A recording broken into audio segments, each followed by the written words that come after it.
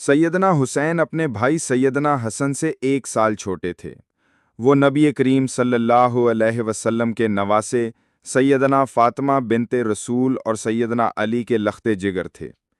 سیدنا حسین ہجرت کے چوتھے سال شعبان کے مہینے میں پیدا ہوئے۔ آپ کی پیدائش پر رسول اللہ صلی اللہ علیہ وسلم بہت خوش ہوئے اور آپ کو گھٹی دی۔ رسول اللہ صلی اللہ علیہ وسلم نے آپ کا نام حسین رکھا۔ 7ویں دن آپ کا عقیقہ کیا گیا اور سر کے بال مونڈے گئے۔ رسالت مآب اپنے اس نواسے سے جتنی محبت فرماتے تھے، اس کے واقعات دیکھنے والوں نے ہمیشہ یاد رکھے۔ اکثر حدیث محبت اور فضیلت کی حسن و حسین دونوں صاحبزادوں میں مشترک ہیں۔ نبی کریم صلی اللہ علیہ وسلم نے اپنے سایہ عاطفت میں اپنے ان نواسوں کی تربیت کی۔ سیدنا حسین نے 25 حج پیدل کیے، جہاد میں بھی حصہ لیتے رہے۔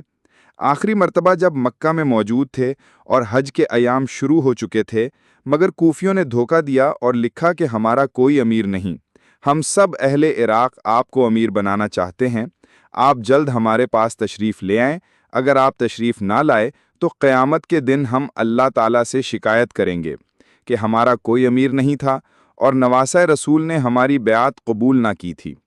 حضرت حسین نے ان باتوں کو سچ سمجھ لیا اور کوفہ روانہ ہو گئے۔ روایات کے مطابق سیدنا حسین کو 12,000 خطوط لکھے گئے۔ حالات کا جائزہ لینے کے لیے سیدنا حسین نے اپنے چچا زاد بھائی مسلم بن عقیل کو بھیجا۔ پہلے ہزاروں کوفیوں نے ان کی بیعت کی، پھر بے دردی کے ساتھ ان کو شہید کر دیا۔ حضرت حسین مقام سالبہ پہنچے تو مسلم بن عقیل کی شہادت کا علم ہوا۔ آپ نے مسلم بن عقیل کے بیٹوں سے مشورہ کے بعد یزید سے ملاقات کا فیصلہ کر لیا۔ مسلم بن عقیل کے بیٹے ہمراہ تھے۔ کوفہ سے دور مقام سالبہ سے کوفہ کی بجائے شام کا راستہ اختیار فرما لیا۔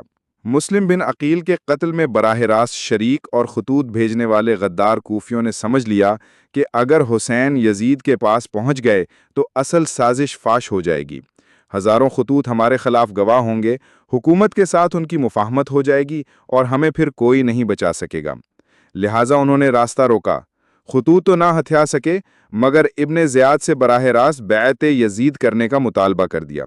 سیدنا حسین نے 3 شرطیں رکھیں کہ مجھے واپس مکہ جانے دو، یا مجھے کسی سرحد پر جانے دو، میں کسی جہاد میں شریک ہو جاؤں گا، یا پھر میں یزید کے پاس چلا جاتا ہوں، وہ میرا چچا زاد ہی تو ہے۔ مگر ظالموں نے ایک شرط بھی نہ مانی اور نواسہ رسول کو شہید کر دیا۔ واقعہ شہادت سیدنا حسین میں اہل نظر کے لیے بہت سی عبرتیں اور نصائح ہیں۔ حق پر ڈٹ جانا چاہیے۔ دین کی خاطر قربانی دینے میں ادنا تامل نہیں کرنا چاہیے، خواہ اپنا سب کچھ قربان کرنا پڑے۔ ظالم سے ڈرنا یہ حق والوں کی شان نہیں۔ ہر حال میں ایمان کو مضبوط رکھنا چاہیے۔ باعزت شہادت رسوائی لیے مفاہمت سے بہتر ہے۔ شیخ الاسلام ابن تیمیہ لکھتے ہیں، یزید نے حسین رضی اللہ عنہ کے قتل کی مذمت نہیں کی اور نہ ہی حسین رضی اللہ عنہ کے لیے کوئی اقدامات کیے اور قصاص بھی نہیں لیا، حالانکہ قصاص لینا یزید پر واجب تھا۔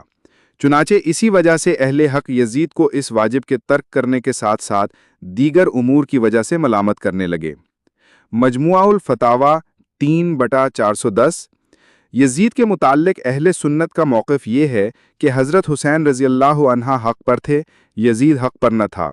ان امور میں تعمق یعنی گہرائی میں جانے سے بچنا بہتر ہے، اس لیے کہ قرآن کریم کا ارشاد ہے، تِلْکَ أُمَّةٌ قَدْ خَلَتْ لَہَا مَا کَسَبَتْ وَلَکُم مَا کَسَبْتُم وَلَا تُسْأَلُونَ عَمَّا كَانُوا يَعْمَلُونَ۔